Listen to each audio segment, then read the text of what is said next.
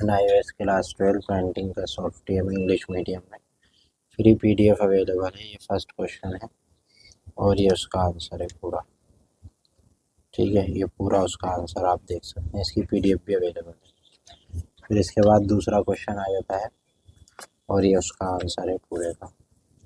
तीसरा क्वेश्चन है और तीसरे क्वेश्चन का आंसर ये रहा पूरा। ठीक है, फिर उसके बाद ये चौथा क्वेश्चन है, ये उसका आंसर है पूरा। और ये पांचवा क्वेश्चन है और ये उसका आंसर है पूरा।